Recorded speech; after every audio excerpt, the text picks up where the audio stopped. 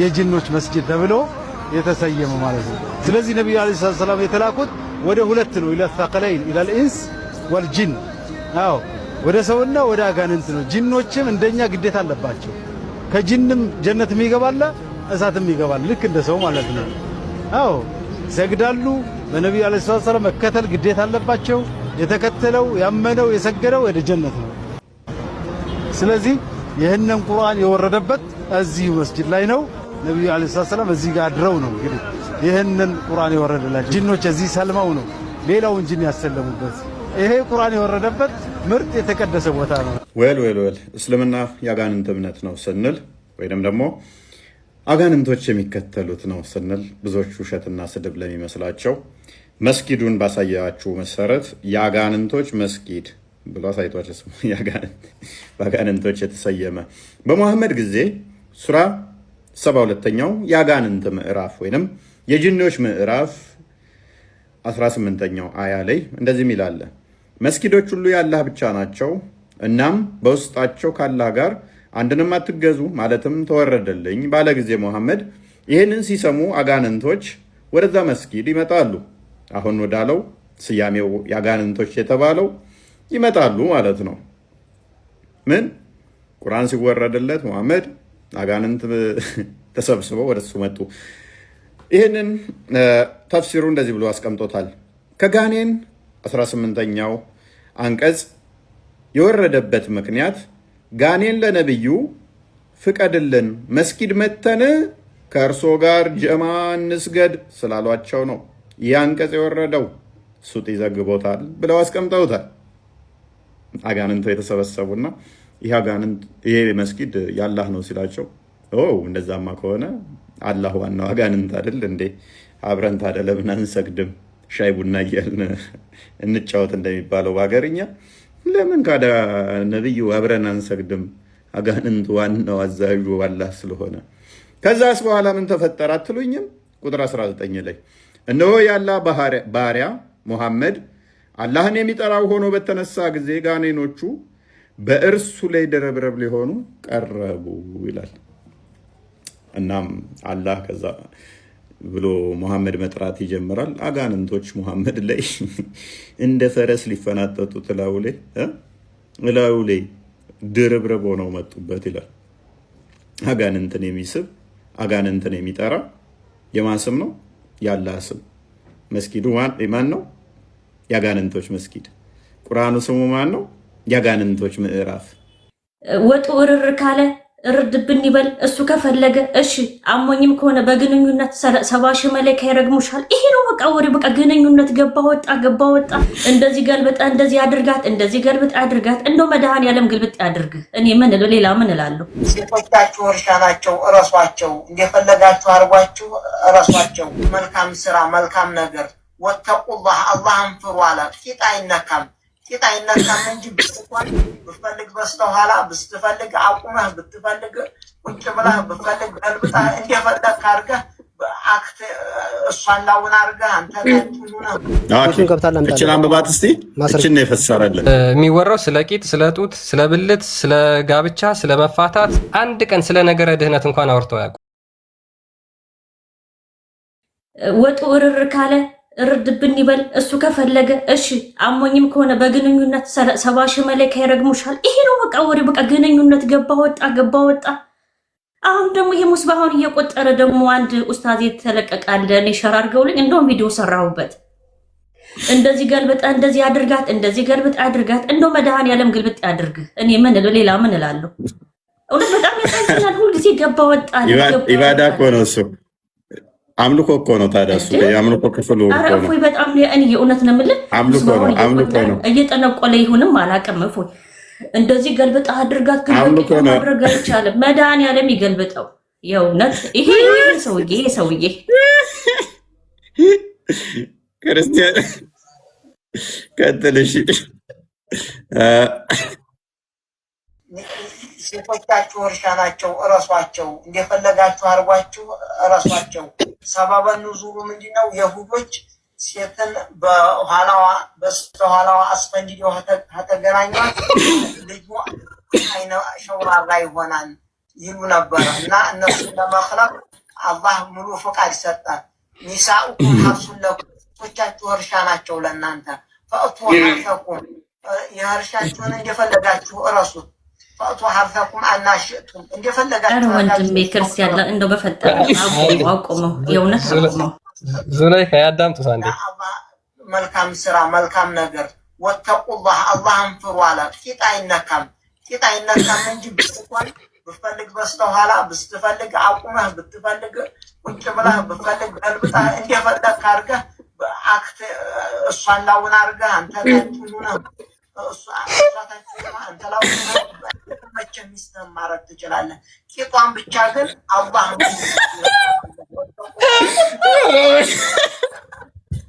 እንደፈለግንሳ ማድረግ ይቻላል።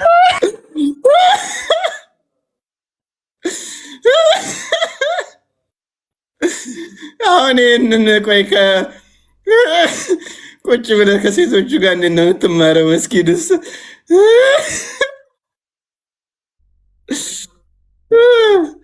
መስጊድ ሲሆን ያፍራሉ።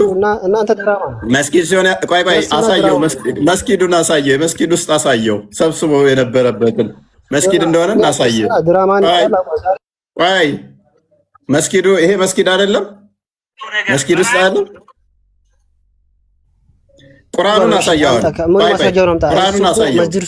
ቆይ ቁርአኑን ድገመው፣ ቁርአኑን ደግሞ ድገመው። ቁርአኑ መስጊድ ውስጥ ይነበባል አይነበብም? ቁርአኑን ድገመው። ሱራ 2:223ን ቁርአኑን እኮ ነው ያለው ወንድማችን። የአሁኑ ሰው ሙስሊም ለማኑ ማስረጃ አምጣልኝ። ይሄን ክርስቲያን ነው ክርስቲያን ነው። ቤቱን ግባ እናምጣልኝ። ቤቱን ገብታል አምጣልኝ። እቺን አንብባት እስቲ። እቺን ነው የፈሰረልህ። አንብባት እቺን። ምን አገባኝ? ስለዚህ ምን አገባኝ? የአሁኑ ሰው ሙስሊም ለማኑ አምጣልኝ ማስረጃ። አርቶ አስተምረው አልፈዋል። በእስልምና ሳይታወቅም እኔ ምን አገባኝ አደም በሰራው ኃጢአት የሚል ከሚል መልስ ውጪ ኡስታዞቹን ሼኮች ይህን ነገር ሲያወሩት ሰምተን አናውቅም። ሁሌ ምንድነው የሚወራው? ስለ ቂጥ፣ ስለ ጡት፣ ስለ ብልት፣ ስለ ጋብቻ፣ ስለ መፋታት። ፈተዋቸውን ቲክቶክ ላይ ገባ ብላችሁ አይታድርጉ። አንድ ቀን ስለ ነገረ ድህነት እንኳን አውርተው ያውቁ። ስለ ነገረ ድህነት የሚወራው ኡስታዞቻቸው አጠልሽተው የነገሯቸውን የክርስቲያኖችን ትምህርት ነው። እንዴት ይሰቀላል ኢየሱስ? የራሳቸውን ያውቁታል አያውቁት? የምታውቁት ካላችሁ ሙስሊሞች ቀጥሉ። ስለ ነገረ ድህነት በድህነት ላይ የሆነ ሰፊ ትምህርትም የላቸውም። በጣም አስቸጋሪ ነገር ነው ድህነት ላይ እነሱ ጋር ያለው በጣም ብዙ ችግሮች አሉበት። ኤኒዌይስ ሳላዲን እንኳን ደህና መጣ።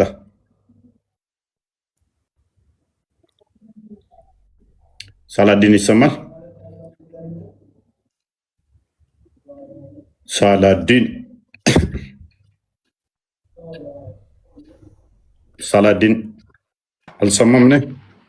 ይሰማል? ሳላዲን አለ። እንኳን ደህና መጣ። ይቆራረጣል ነው። እንኳን ደህና መጣ። እንኳን ደህና ቆየኝ። እፎይ መልካም። ሙስሊም ነህ? አረ ክርስቲያን ነኝ። ሳላዲን ለምን ሆነ ስምህ?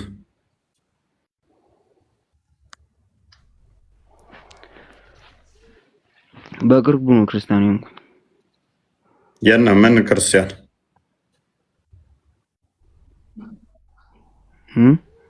ምን ክርስቲያን?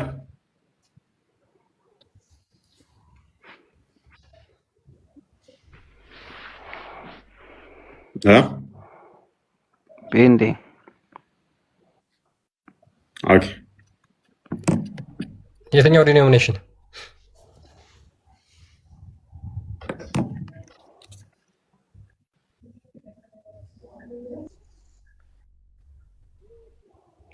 ቀጥል ሰላዲን።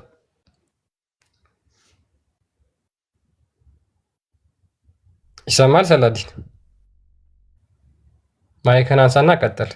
የምትናገሩት ነገር እያጠራችሁ ተናገሩ።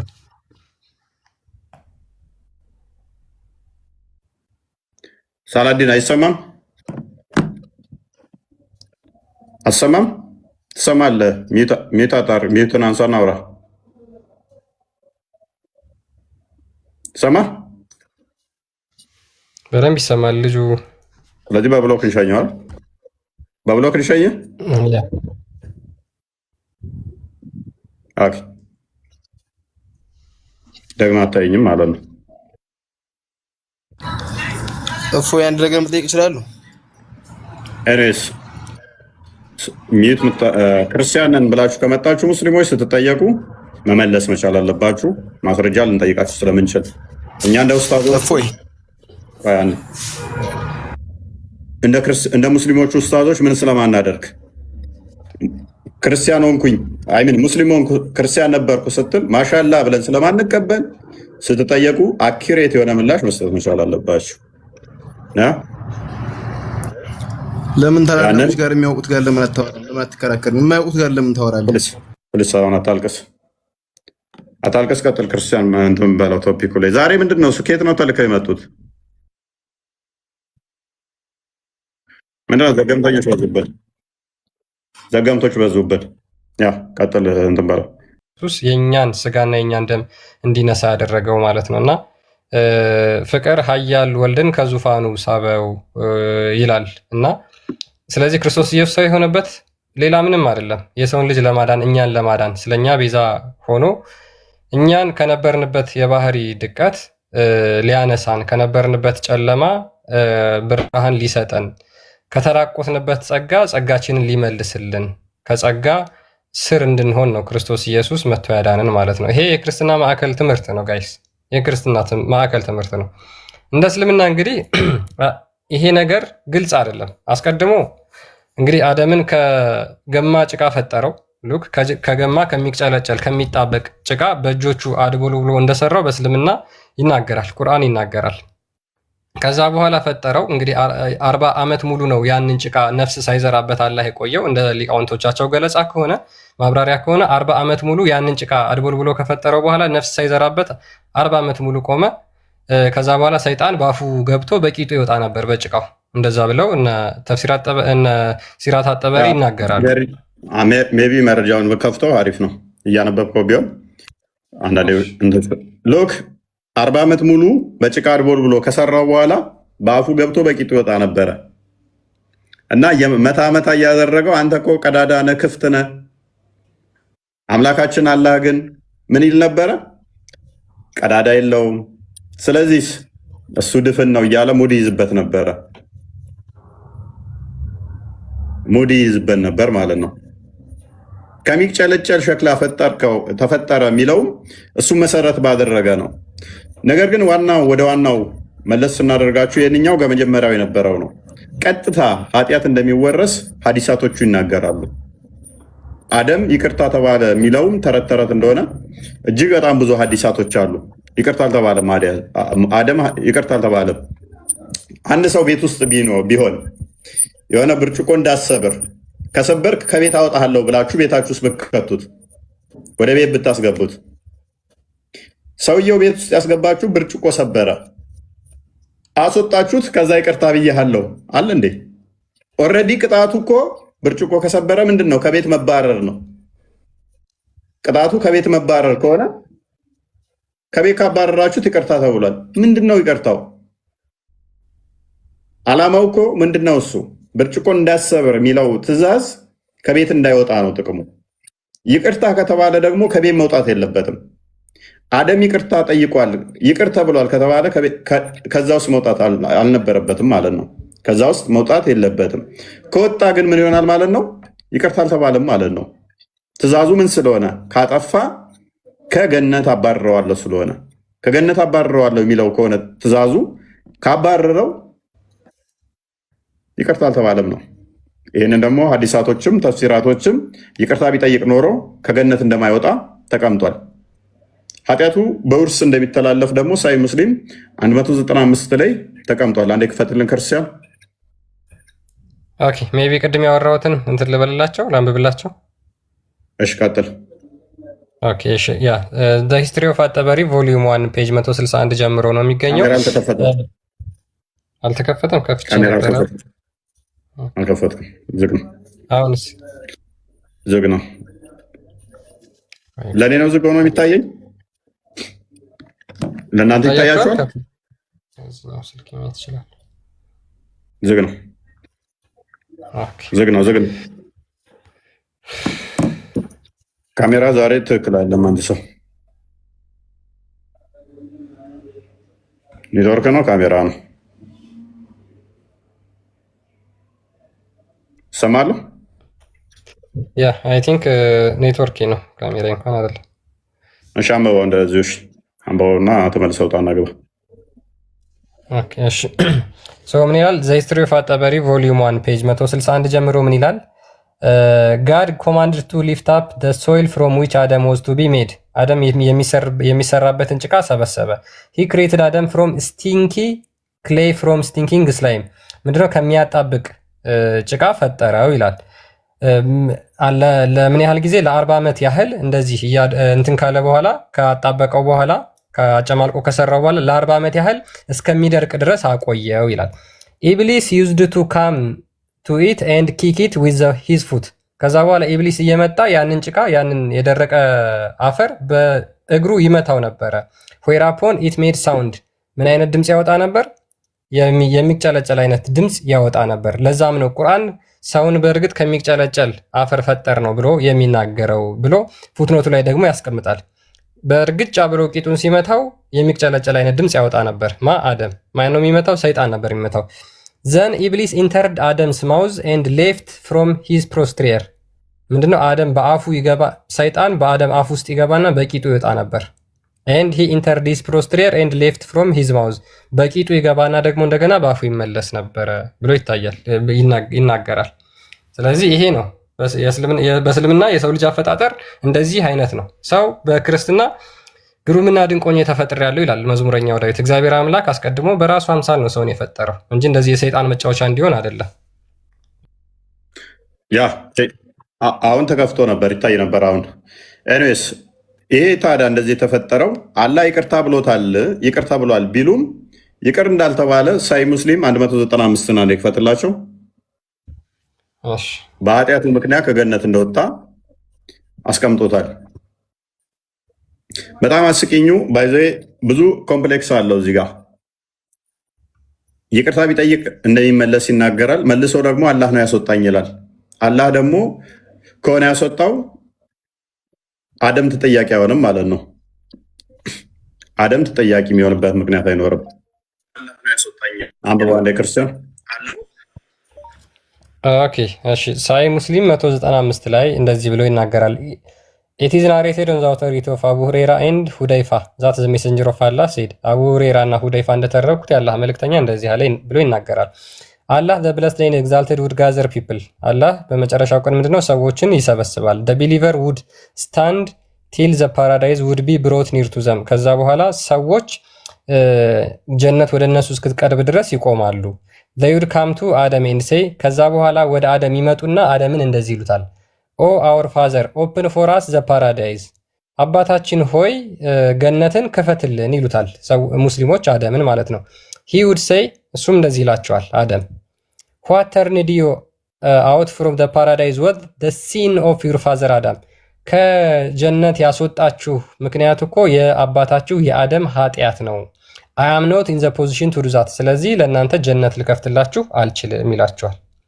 በግልጽ እየተናገረ ያለው ሰዎች የወጡት ከጀነት በአደም ኃጢአት ምክንያት እንደሆነ ይናገራል እዚህ ጋር ማለት ነው።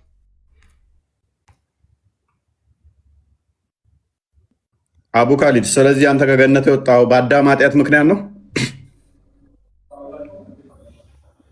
ይመቻል አሁን ማውራት። ሙስሊሞች ስለዚህ የወጡት ከገነት በአባታቸው በአዳም ኃጢአት ምክንያት ነው። ምን ያሉት?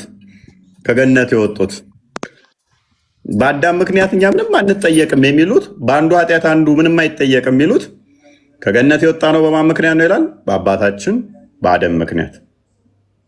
ነቢያችሁ ነው የዋሸው? ምን አያሳቀ? አይ መዘርዘርም አያስፈልገውም። እኔ አልሳኩም። መዘርዘርም አያስፈልገውም። አንደኛ ወጥተናል። በማን ምክንያት ነው የወጣው?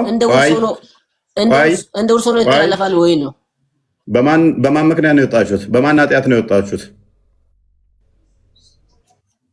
አይደለም እንደ ውርሶ ነው ይተላለፋል ኃጢአት። በአዳም ኃጢአት ምክንያት ነው የወጣችሁት አይደለ? ይሄ እኮ አሁን መውጣታችን እኮ መኖራችን ራሱ እኛ አሁን ወጥተን እዚህ ምድር ላይ መኖራችን ይሄ ማስረጃ እኮ ነው። በሱ ምክንያት ነው ሁላችን የወጣ ነው። ግን እንደ ይተላለፋል ወይ ኃጢአት በዘር ይተላለፋል? ስለተላለፈ እኮ ነው ከገነት እንድትወጣ በሱ ምክንያት የሆነብህ። በሱ ምክንያት ከገነት ማትወጣ ገነት ውስጥ ነበር እንድወጣ ያደረገ የሱ ኃጢአቱ ምክንያት እኮ ነው። ምክንያቱ ምን ሆነ? ሎክ ምክንያቱ ከገነት እንድትወጣ ሆነብህ። ከዛስ ከገነት ከወጣ ደግሞ ትራባለህ፣ ትጠማለህ፣ ትታመማለህ አይደለ? በገነት ይሄ ስለሌለ አይደለ? አቡ ካሊድ መራብ መጠማት አለ አይደለ? ይሄ ያለው እዚች ምድር ላይ ነው። እዚች ምድር ላይ ነው። ያ አይ ከጅምሩ አዳም ወደዚች ምድር ሲመጣ ራሱ መጀመሪያውኑም ሱረቱል በቀራ ምዕራፍ 30 ላይ ባልሳሳት ቁጥር 30 ላይ ይመስለኛል ወደዚህ ምድር እንደሚያመጣው አላህ መጀመሪያውን ለመላእክቶች ተናግሯል። ተተኪን አመጣለሁ ብሏል መጀመሪያውን። ስለዚህ እዚህ ምድር ላይ የመጣው ለፈተና ነው እንጂ ቆይ በደንብ አስተውል። እዛ ክፍል ላይ እሱን ባጠቅሰው ይሻላል። አላህ ምን ያህል አላዋቂ መሆኑን የሚያሳይ ክፍል ስለሆነ ማለት ነው። ከአላህ ይልቅ መላእክቶቹ አላዋቂ አትሳደብ። ስድብ አይደለም። ስድብ አይደለም። አላዋቂ መሆኑን በምን ማስረጃ አለክ? ሰው ደማሳሽ ነው አይደለም? እሺ የእሱ አላዋቂነት አንተን የምትለካው? ኦኬ እሺ አዳምጠኛ። ሰዎች ይገዳደላሉ አይገዳደሉም? ደም ያፈሳሉ አያፈሱም? አቡ ካሊድ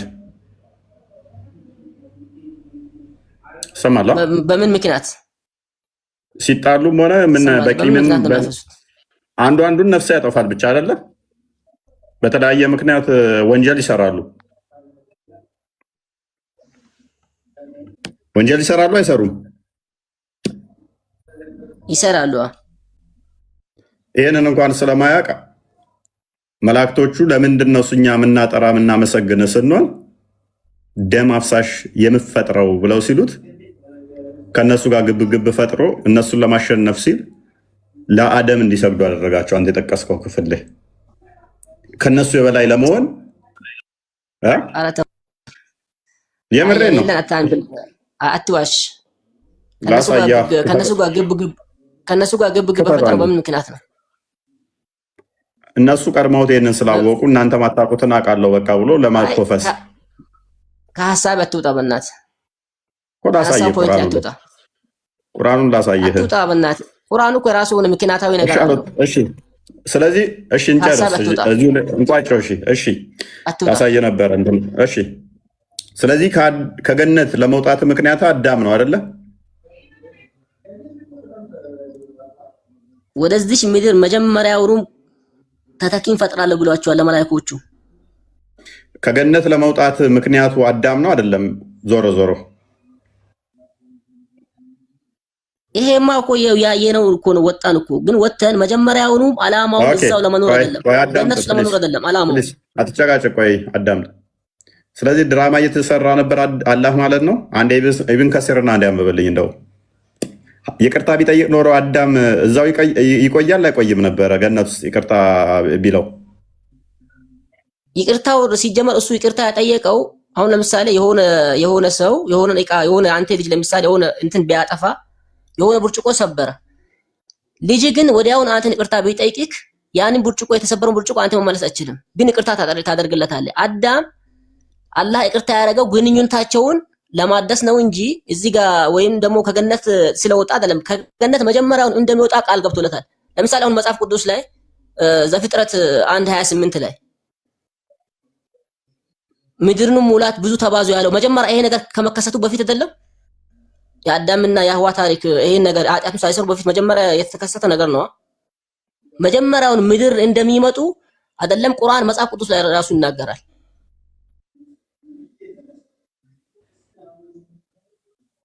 መልሱ ነው። አዎ መጀመሪያውን ምድር ላይ እንደሚያመጣ ምን አገናኝ? አይገናኝም። ሎክ ሙሴ ፓራፍሬዝ ምድርን ሙሏት ያለው ምድርን ብዙ ተባዝ ምድርን ሙሏት ያለው ይሄ ነገር ከመከሰቱ በፊት ነው አይደለ? አዳም ማይገናኝ አናሎጂ አታገናኝ። ቆየት ብሎ እኮ ምን ሊለን ነው መሰላችሁ? አዳምና ሔዋን ኃጢአት ሰሩ ወጡ ሲልም ይህም ደግሞ አዳምና ሔዋን ሳይፈጠሩ ነው የወጡትም ሊለን ነው ከገነት። እዛው 3 ላይ መልሰው ደግሞ ወጡም ስለሚል ማለት ነው። ሙሴ ከስንት ዓመት በኋላ ነው የሚጽፈው ይህንን ታሪክ? ኤኒዌይስ በደንብ አስተውል። እኛ ምን እንላለን? ወጥተዋል ብለን እናምናለን። ምክንያቱም ቃሉን ጠብቋል እግዚአብሔር። አትወጡም የሚለው አትወጡም ነበረ፣ ባትበሉ ኖሮ አትወጡም ነበረ አለ። ዘላለማዊ ሆነው ይቀጥሉ ነበረ ብለን እናምናለን። ይታደሳሉ፣ እዛው ይቀጥላሉ ብለን እናምናለን ማለት ነው። ያኛው እንደ ትንቢት ሊቀጥል ይችላል። ሙሴ ነው የጻፈው። ሙሴ ሲጽፍ ደግሞ የወደፊቱንና የኋላውን እንትን እያለ ነው የሚጽፈው። መባዛት የሚመጣው ዘፍጥረት ምዕራፍ 4 ላይ ስለሆነ ማለት ነው። ወጡ ሚል ሲኖር እዛው ላይ ወጡ ዘፍጥረት ምዕራፍ በነገራችን ላይ ሙሴ ያን የተረከው ይሄን የጻፈው አዳም ሙሴ ነው እንጂ የጻፈው አዳም አይደለም። እዛ ወጡ ብሎ ደግሞ ዘፍጥረት ምዕራፍ 3 አይሚን እንትን ብሎ ዘፍጥረት ምዕራፍ 4 ላይ ደግሞ እዛው ታሪክ እንትን ይቀጥላል። ስለዚህ የሙሴን ታሪክ አይሚን የአዳምን ታሪክ ሙሴ እንደመጽሐፉ መሰረት እያብራራ ነው እንትን የሚለው በዛውም ማለት ነው። የአደምን አፈጣጠርንም በዛው እየከለሰው ስለሚሄድ ማለት ነው። የእናንተ ግን በደንብ አስተውል። ዘፍጥረት ምዕራፍ 2 ላይ አትወጡም የሚለው አለ። ቢቆዩ እዛው ዘላለማዊ ይሆናሉ። አንድ በል። ሁለተኛ እኛ አዳምና ሔዋንም የተፈጠሩት ምድር ነው ብለን እናምናለን። ምድር ነው እንደናንተ የተፈጠሩት እንትን ላይ አይደለም፣ ጠረፍ ላይ አይደለም የተፈጠሩት፣ ምድር ላይ ነው የተፈጠሩት ሲጀመር። የኛ ሰው እንደዛ ከሆነ ምድር ያኔ ምድር ገነት ነበረች ማለት ነው። ያዛኔ ማለት መች ወጣኝ እኔ? አይ ምድር ላይ ስትል አልገባኝም።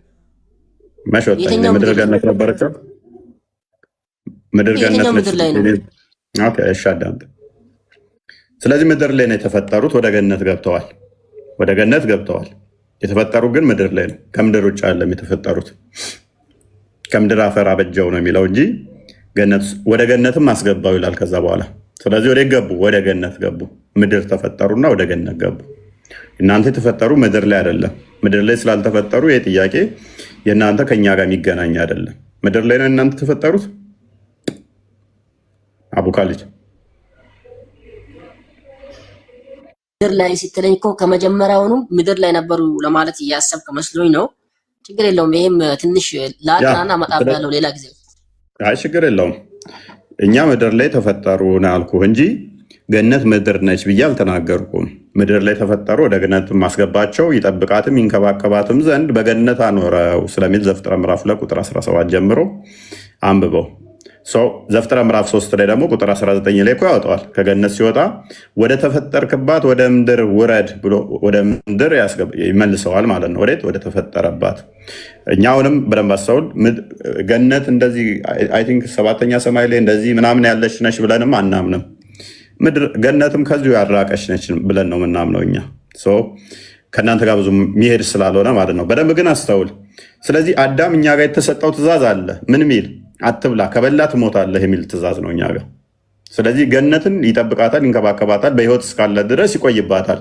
የባህሪው ሳትሆን ገነት በጸጋ የተሰጠችው የገንዘቡ የሆነ አስቀድሞ እንትን ያለችበት እዛው የተሰራባት ሳይሆን ከተሰራ በኋላ የገባባት ቤቱ ነች።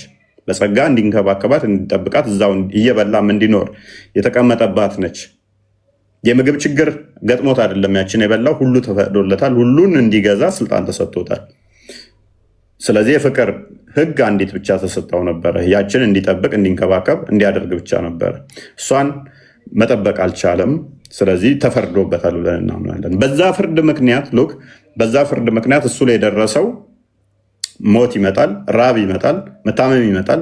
እነኚህ ነገሮች ከገነት ከወጣ በኋላ አዳም ጸጋው ሲገፈፍ የነኩት ናቸው። ኃጢአቱ እኛን አይነካንም። ኃጢአቱ ወደኛ አይተላለፍም። ነገር ግን ፍርዱ እሱ ላይ ሲመጣ እሱን የነካው የገጠመው አለ። ምን?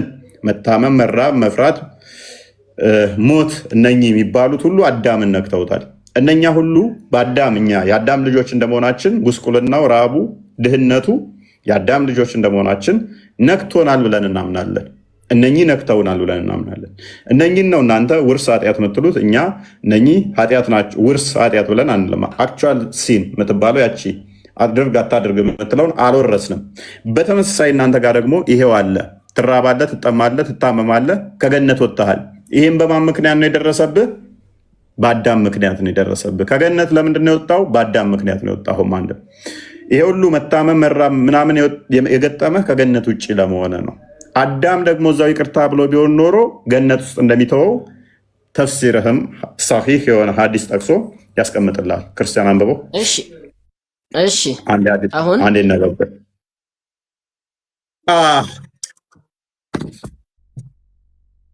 ድገመው። ኦኬ ሚዩት ነህ ክርስቲያን ሚዩት ነህ ኔትወርክ ሚዩት ነህ እባክህ። ይህን የመሰለ ጮማ ንባብ አንብበህ ሚዩት ነህ። ኔትወርክ ዛሬ በጣም አዟን። አንተ ውጣና ግባሽ፣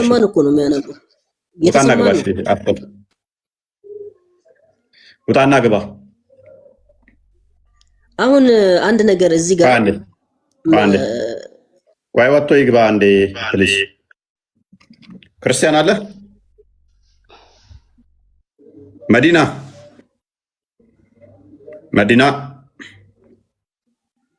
ይሰማል? ሚዩት ነሽ እያወራሽ ከሆነ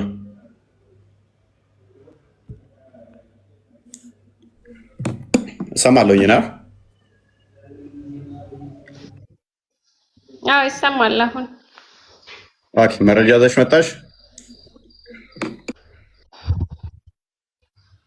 እኔ እኮ ክርስቲያን ሆኛለሁ አላልኩህም እኮ ክርስቲያን ሆኛለሁ አስተምረኸኛልም አላልኩህም። ክርስቲያንም አልሆንኩኝም ገና ማለት ነው። ሳውዲ ነው የምኖረው። ኖ ሙስሊም መሆንሽን በምን እናጣራ የሚለውን ነው። ሙስሊም ነኝ እንዴ? እኔ ነኝ ሙስሊም መሆኔ። አካውንትሽን የመጀመሪያውን አሳያለሁ ብለሽን ነበረ።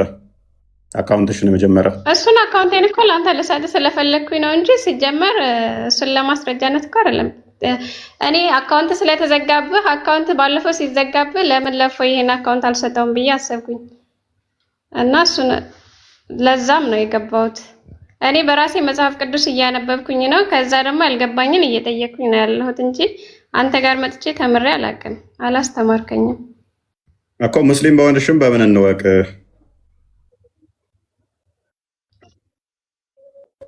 አንዳንድ ጥያቄዎች እኔ ሙስሊም ነኝ ካልኩኝ አይበቃም እንዴ? አይ በቃም። በምን እናውቃለን?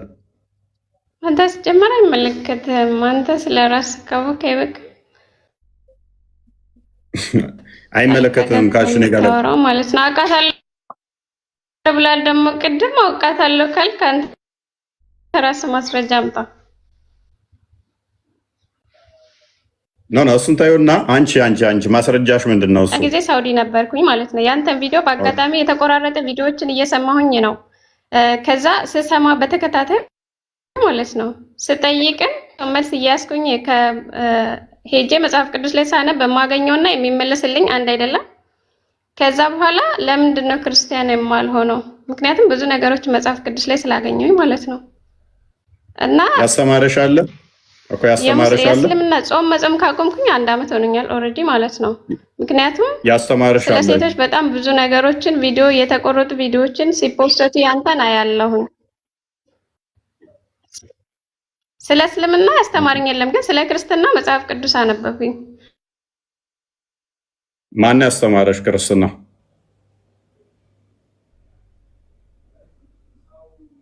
ከዛ በኋላ አነበብኩት። አይ ቲንክ እኔ ነው የእሷ ነው የሚደርብብኝ። ኦኬ ክርስቲያን የኔ ይሰማል? ከስር ሆነን ይሰማል። ያ ሶሊድ ኤቪደንስ እንፈልጋለን። መዲና ግልጽ የሆነ መረጃ እንፈልጋለን። ያስተማረሽ ካለ ክርስቲያን ወይ ነጋሪና ነይ ወይንም ደግሞ አሁን መረጃ የተሻለ መረጃ ካለ በደንብ መማር ፈልጋለሁ እና ክርስትና መነሳትም እኔ በራሴ ወስኛለሁ። ሲጀመር እስካሁንም ያላሳወቅኩት ምክንያት እናቴን በጣም ስለምወዳት ይሄንን ካወቀች ያው ልጅ አይደለሽም ስለምትለኝ በድብቅ ያደረግኩት ለዛ ነው፣ በራሴ ማለት ነው። እና ለማንኛውም ኦኬ ለአይመን ጻፍለት። ክርስቲያን ከሆንኩ ለመጥቻ ከአንተ ጋር እዚህ ጋር እንትን ማለት ፈለግኩኝ። አይ ቲንክ የሷ ነው እኔ ነው የሚደር እንትን የሚለው አይመን አለ ሰላም ይሁን አለው። እግዚአብሔር ይመስገን።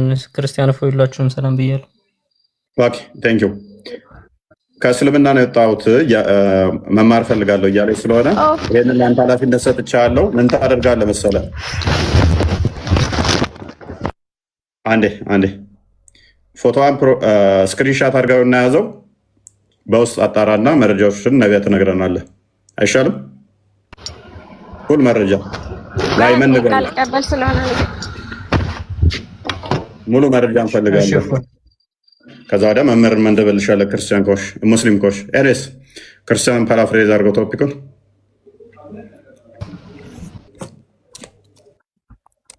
ኦኬ እሺ እያነበብኩላችሁ ነበረ።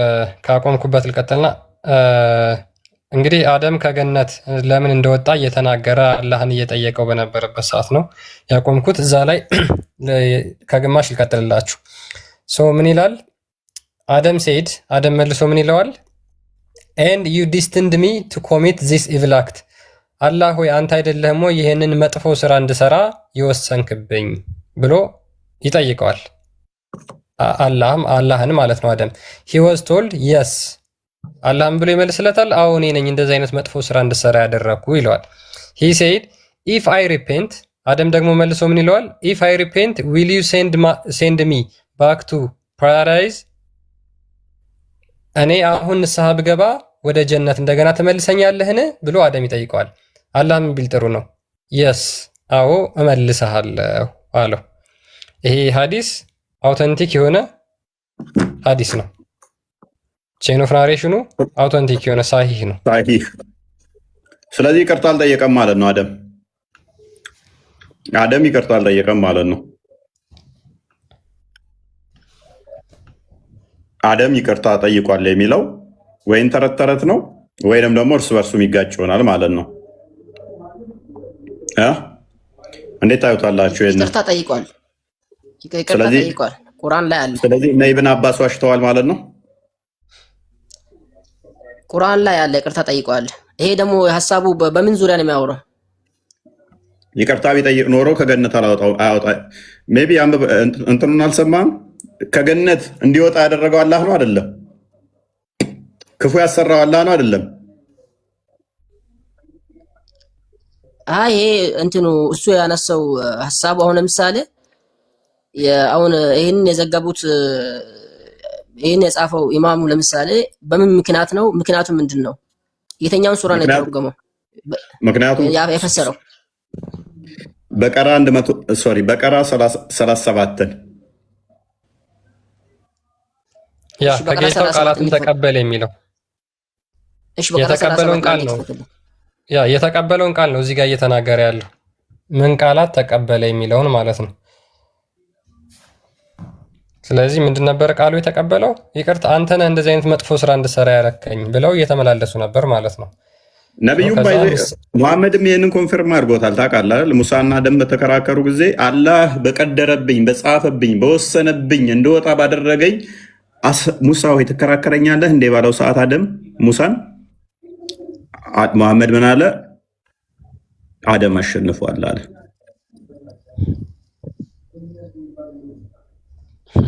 የሚገርም እኮ ነው።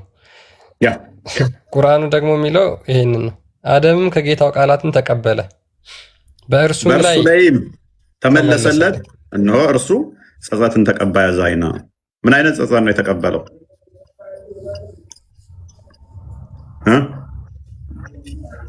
ምን ብሎስ ነው የተጸጸተው?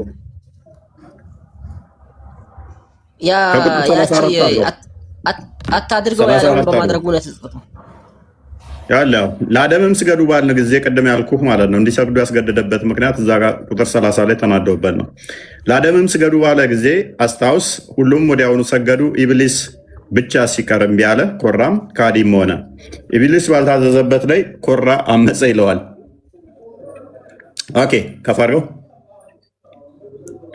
አደም ወይ አንተ ከሚስት ጋር በገነት ተቀመጥ፣ ከእርሷን በፈለጋችሁ ስፍራ በሰፊው ተመገቡ። ሱራ 43 ላይ ገና አሁን ወደፊት በገነት ስንገባ በትልቅዬ ሰሃንና በትልቅዬ ኩባያ እንበላለን ብለው የሚመኙት ሙስሊሞች ይሄን አንብብ ችግር የለም። ቆይ ወደዛ አትሉ ሌላ ቦታ በገነት ስንገባ በትልቅዬ ሰሃንና ትሪ ትበላለህ፣ በትልቅ ኩባያ ትበላለህ። አሁን ስለ ትሪ ስለ ኩባያ እኮ አይደለም አንተ ያነሳ ያለው ትልቅ ሰው አይደለ እንዴ? አንብብ፣ ይሄን አንብብ ጨርሰህ ወደ ሌላው ትገባለህ። ወደ ትሪ ወደ ሰሃኑ ትገባለህ። የምን ትልቅነት ነው? እኔ ትልቅ ሰውዬ በመሆኔ አሁን ሕፃን ልጅ አዳምጣ። ይሄ ማላገጥ ነው እንዴ? ይሄ ማላገጥ ነው እንዴ? በትልቅዬ ዕቃ ትበላለህ ከሚስት ጋር የሚለው ማላገጥ ነው እኮ። ምንድን ነው ችግሩ እዚህ ላይ? እኔ ችግር አለ መቼ ወጣኝ? ባባ ሰይዲ ባኑ ያላገጥክ እኮ ነው የሆነ በትልቅ የሳህን ምናምን ብለህ ሙድ ስትይዝ መዲና ሚዩታ ያለችው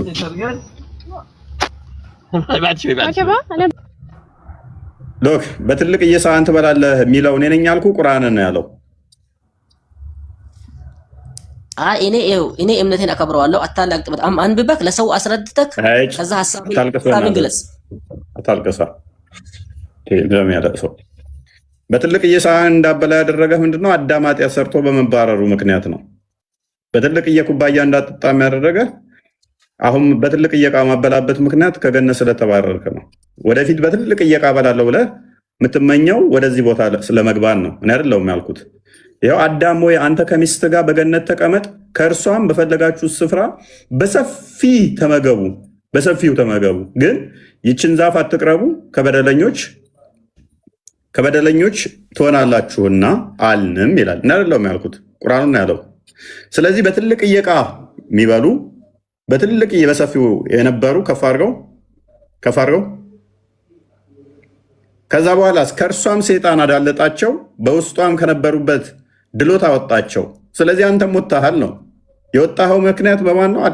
አደም ስለወጣ። አደም ገነት ውስጥ ቢሆን ኖሮ አትወጣትም ነበር። ወጥተሃል። አሁን እኮ እኔ አልወጣሁም አላልኩም። አሁን አንተ ያነሳው ራስ ከራስ ጋር የተጋጨ ነው ያለው። በምን በለኝ። አሁን አንተ ያነሳ ያለው ስለ ውርስ ኃጢአት ውርስ ነው ወይ አይደለም በሚለው ከሆነ እሱን ሐሳብ ግለጽ። እዚህ ጋር እኔ አልወጣሁም ብዬ አልተከራከርኩም። እኔ ያልኩ ያለሁት መውጣታችን ራሱ አንድ ማስረጃ ነው። ወደዚህ ምድር መምጣታችን ከገነት ወጥተናል። አንተ ያልክ ያለው እኔ ደግሞ አንተ የሚጠይቅ ከኃጢአት ደግሞ በውርስ ይተላለፋል ወይ ተላልፎባቸዋል ሙስሊሞች የሚል አንድ ቦታ እንኳን ኃጢአት በውርስ ይተላለፋል የሚል ካል አምጣ። እኔ ግን አንደኛ የኃጢአት ክፍፍል የለም። የኃጢአት ቆይ አስጨርሰና እኔ አንተ ስታወራ እኮ ዝም ያልኩ ነው። የኃጢአት ክፍፍል የለም። የኃጢአት ክፍፍል ካለ ንገረኝ።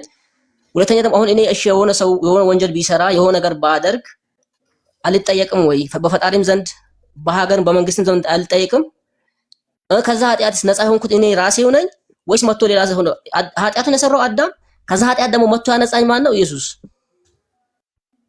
የኔ ድርሻ ምኑ ላይ ነው? አሁን ቢጸልይ ቢሰግድ ቢጾም ምኑ ላይ ነው? አንተ ሄደክ ያነሳ ያለው ከገነት መውጣት ነው። ከገነትማ እንደመውጣ ይኸው መጽሐፍ ራሱ ይነግርሃል። መጀመሪያውንም አላማውም እዛ ለመኖር አይደለም። ስለዚህ ከገነት ከወጣ አብዱ ካሊድ፣ ስለዚህ ከገነት ከወጣ ከገነት እንድትወጣ ምክንያት የሆነ አዳም መሆኑን ተስማምተናል አለ። ስለዛ እሺ እኔ ከገነት ስለወጣሁኝ በእኔ ያ እሱ የሰራው ኃጢአት ተላልፏል። ቆይ ስለዚህ እንደዛ ከሆነ ከሰይጣን ጋር በምንድን ነበረ ጠላት የሆናችሁት? ለምንድን ነው ሰይጣን ጠላት የሆነው? በመጀመሪያ ሰይጣን በአንተ አመለካከትም አሁን በእኔ መጀመሪያ አላህን ከሚታዘዙት አንዱ ነበር አይደለ? ከመላኮቹ ሰይጣን በራሱ ፈጣሪውን ታዘዝ ነበረ።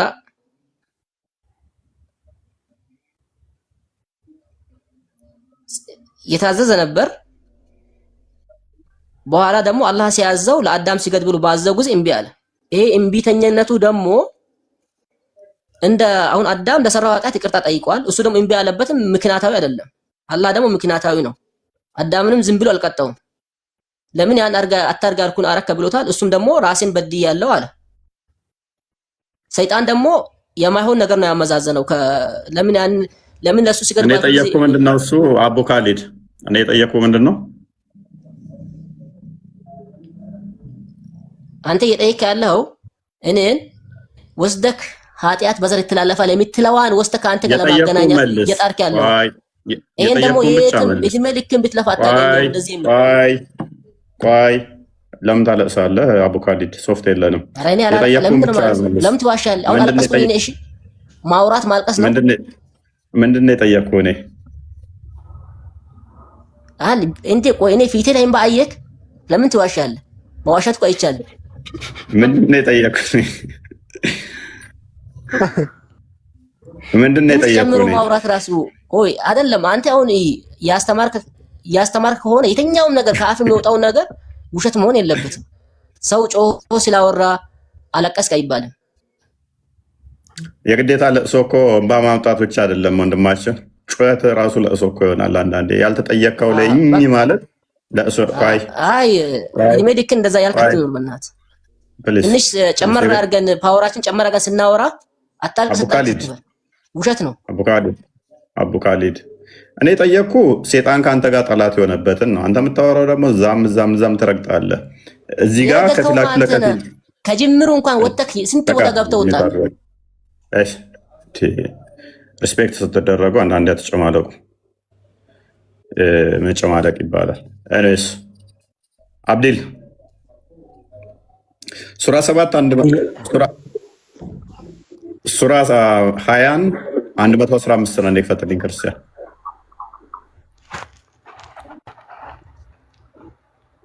ይሄ ተመለሰልህ። ይሄ ጥያቄ ምንድነው? እሱ ቀጥልሽ መመለስ ከቻልክ ተመለሰልህ አልኩ። ማእመናት አለ ተመለሰልህ አለ ማለት አይደለም። ትጠይቀኛለህ ምን መለሰ? እስኪ ድጋሜው ብትለው እኮ አይደግመውም። እሱ መልሰው ነው። ምን ብሎ ነው የመለሰው? እሺ እኮ ካሊድ የመለሰው መልስ። እስቲ አንተ ካሊድ የመለሰው መልስ። እሺ ካሊድ መልሷል። ተመልሷል። ካሊድ መልሷል ብሏል። እሱ አሁን አይ ወንደር እሱ ካሊድ የመለሰውን ራሱ ከደገመ ቀጥል ድገምስ። እሺ በእናንተ ለምሳሌ መጽሐፍ ቅዱስ ላይ በአዳም ኃጢአት እናንተ ትጠየቃላችሁ። እናንተ ደግሞ ከኛው አብራችሁ ለማመሳሰል ፈልገህ ብትሮጥ ምንም አላገኘህም። ስለዛ እኛ ደግሞ በሰው ኃጢአት እኛ እንጠየቁም። ገባህ? ምንድነው የምታወራው? መለሰልህ እኮ ይኸውልህ፣ በአዳም ኃጢአት እናንተ ትጠየቃላችሁ ሲጀመር። ገባህ? በመጽሐፍ ቅዱስ ላይ አለ። ግን እኛ ደግሞ በአዳም ኃጢአት እኛ እንጠየቁም። ና እኔ በአዳም ኃጢአት እንደምትጠየቅ ለምሸውየው አንዴ ክፈተ ቀደሙን አዲስ ሳይ ሙስሊም 195 ና ተገነት የወጣው በአዳም ኃጢአት ምክንያት መሆኑን ላሳየ ሐዲሱን አድርገው እንደምተው በአዳም ኃጢአት እናንተ ተጠቃላችሁ የሚለውን አምጣልኝ። ያው አንብብና ያው አንብብ ደግሞ ቀላል አይደል? ቻሌንጅ ማድረግ ከፈለከ እኮ ቀላል ነው ለመለጠፍ።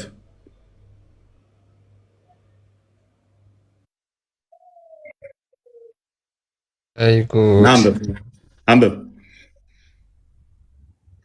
አማርኛ አድርገው አማርኛ አድርገው እንግሊዝኛ ላይ ምናምን ሰማላ ድምጼ አማርኛ አድርገው በአዳም ኃጢአት እኛ እንደምንጠየቅ አምጣልኝ ቶሎ። ያው አንብባ ተከፍቶልሃል። እንግሊዝኛ ነው ታዲያ አማርኛ አድርግልኝ ታዲያ ማድረግ ይችላል እንዴ? ያው አረብኛውን አድርገውልሃል።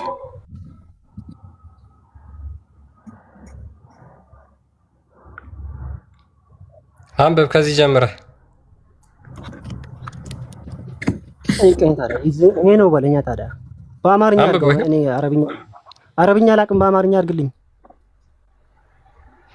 ሙስሊም አይደለም ማለት ነው። አረብኛ ካላወቅ የግድ ማወቅ የለብኝም። አማርኛ አድርግልኝ። ቀደም እንደዛ ስትባል ነበር እንዴ? አረብኛ ካልቻልሽ ሙስሊም አይደለሽም እያላችሁ ቻሌንጅ ታደርገው ነበር። አንተ ራስ ሙስሊም አይደለም ማለት ነው። ቀጣፊ ነው ማለት ነው።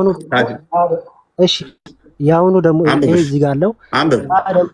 በአዳም ኃጢአት እና እኛ እንደምንጠየቅ ማስረጃ አለ እዚህ ጋር። ይሄ አንብብ። ሙስሊም ከሆንክ አረብኛ መቻል ግዴታ ስለሆነ ግዴታ ነው ብላችሁ ስላላችሁ አንብብ። ይኸው በአማርኛ ግዴታ ነው እያላችሁ የትኛው ነው ስለማያውቅ ያው በምትግባባው ቋንቋ በእምነት ቋንቋ ይኸው አንብበዋ። አንብብ። ቅድሚያ ምንድን ነው የሚለው ክፍሉ ምንድን ነው የሚለው? ክፍሉ ምንድን ነው የሚለው? እንዲህ ምን እንዲያ አምጣልኝ ታዲያ የቱ ጋር ነው የሚለው? ይኸው ፊት ለፊት ዝምብላችሁ ድራማ ከፈለክ ለኛው ጀምር ሁሉንም አንብብልህ ከዚህ ጀምራለሁ። ያ فيقول ابراهيم ቀደም በነገራችን ላይ አንዱ አንተ ነበርክ አንብብ ይቀር የቁርአን ያቂ ነበር። ተረጋጋ እንጂ በአማርኛ ማረጋችሁ አናደርግም። ስለዚህ በቃ እናንተ ድራማ ስሩ በየጊዜ በቃ ችግር የለውም። አማርኛ ማታረግ ችግር የለውም። አረብኛው ጀምረዋል እኮ ፈይቁሉ ከሚለው ጀምረ አንብብ። ሌላው እንደ ይኸውልህ አዳምጠኝ። በአረብኛ ሳያወራ ደግሞ እናንተ ለምሳሌ አናውቅም ልትሉ ትችላላችሁ። አረብኛውን አነባዋለሁ ትርጉም ስላወቅ ችግር የለውም አነባዋለሁ። በአማርኛ ተርጉም አትልም። በአማርኛ ተርጉም እንዳትልም። እሺ ችግር የለውም። የቱ ጋር ነው ካልከኝ እስኪ ጀምር። የቱ ጋር ነው? ከላይ ልጀምርልህ? ፈይቁሉ ከሚለው ጀምረ ፈይቁሉ ኢብራሂሙ ከሚለው ጀምረህ ቀጥል። ፈይቁሉ ኢብራሂም ለስቱ ቢሂ ዛሊካ አይደለም። በአማርኛ አልተረጉምልህም። አንብብ አልከኝ አይደል? ያነባዋለሁ እንዴ። በአማርኛ ትርጉም ከፈለክ ይኸውልህ አዳምጠኝ። አማርኛ አድርግልኝ እኔ አነባዋለሁ። ችግር የለውም። አንብብ ካልከኝ አነባዋለሁ። አምጣ አያ እስኪ ከዚህ ጀምሮ አንብበው በእናትህ አብዲል ፈታ አንብብ እያነበብክ ተርጉም። ከመጀመሪያው ለምን አማርኛ አላውቅም እኔ አማርኛ አላውቅም። እሺ አማርኛ አድርግልኝ ታዲያ። አማርኛ ማውቀው በአማርኛ አድርግልኝ በቃ። ምን ታርግሽ? ሙስሊም አይደለም። ሙስሊሞችን ነው የምንፈልገው። ሙስሊም ነው የምንፈልገው። እሱ ሙስሊም አይ አዳም አንተ ሙስሊም አይደለም ሲጀመር። ሙስሊም ከሆንክ የግዴታ አረብኛ መቻል አለበት። አረብኛ ያልቻለ ሙስሊም አይደለም። የአምላክህን ቋንቋ አታውቅም ማለት ነው። አይ በአረብኛ አዳም አምላክ ከአረብኛ ውጭ ስለማይሰማ ለማንኛውም አማርኛ አድርገንልሃል። አላህ አሁን ያወራውን ላይ ሰማን። አሁን አዳምጠው በአረብኛ አርባ በቃ አዳምጠው ፕሊስ አረብሽ ቀጥል ክርስቲያን። ኦኬ እሺ የአላህ ቋንቋ ባይሆንም አማርኛ ተጠቅመናል። አላህ ሰዎችን ይሰበስባል፣ አማኞችም ጀነት ወደ እነርሱ እስክትቀርብ ድረስ ቆመው ይጠብቃሉ። ከዚያም ወደ አደም በመምጣት እንዲህ ይሉታል፣ አባታችን ሆይ ጀነትን ክፈትልን። እርሱም እንዲህ ይላቸዋል፣ ከጀነት ያስወጣችሁ የአባታችሁ የአደም ወንጀል አይደለምን? እኔ ይህንን ለማድረግ ብቁ አይደለሁም።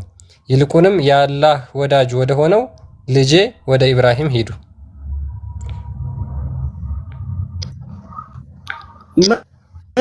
ምንም ማሾፍ የለም። የቱ ጋር ነው በአዳም ኃጢአት እናንተ ትጠየቃላችሁ የሚለው? የቱ ጋር ነው? ከጀነት ያስወጣችሁ የማን ኃጢአት ነው? አያ እንደዛ አይነት አማርኛ የለም። አንተ ያልከኝ መጀመሪያ በአዳም ኃጢአት እናንተ ተጠያቂ ናችሁ የሚለው አመጣለሁ ብላ ነበር። አያ አሳይኝ። ወንጀል ኃጢአት ነው አይደለም አብዲ? ኃጢአት ነው ጎበዝ። ስለዚህ ከገነት የወጣኸው በማን ምክንያት ነው? በማን ኃጢአት ነው? ተጠያቂው አዳም ነው። እኔ ምን አገባኝ? እና ምን አገብቶ ነው በገነት ኃጢአት ምክንያት የወጣኸው ከገነት? በእኔ ኃጢአት ይኸውልህ፣ እኔ በሰራሁበት ተጠያቂ እኔ ራሴ ነኝ እንጂ አዳም በሰራው ተጠያቂ ሐዲሱ ምን አገብቶት ነው በአዳም ኃጢአት ነው? እንደናንተ ቆይ እንደዛ የሚባል ነገር የለማ። ቆይ ስለዚህ ነብይ ተሳስቷል። እናመሰግናለን። ነብዩ ምን አገብቶት ነው እንደዚህ ያለው? ነብዩ አንዴ አብዲ ቆይ አቡ ካሊድ አርፈ ተቀመጥ። ቆይ ተራን ጨርሳል። ምክንያቱም በአዳም ኃጢአት ምክንያት ነው ወይንም በአዳም ወንጀል ነው ከገነት የወጣ ነው ካለ፣ ስለዚህ ሙስሊሞች የወጣችሁት በማን ምክንያት ነው? በማን ወንጀል ነው? በአዳም ወንጀል ነው። በአንዱ አይጠየቅም እያልክ ይኸው በአዳም ወንጀል ምክንያት ከገነት አባርሬሃለሁ እያለህ ነው አብዲል።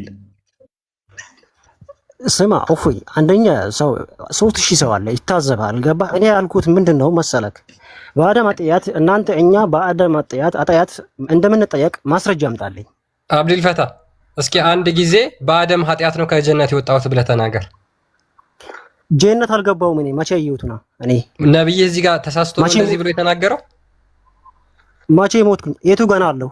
ነብይ ከጀነት የወጣ ነው ከጀነት የወጣ ነው በአደም ኃጢአት ነው ብሎ የተናገረው ስህተት ነው?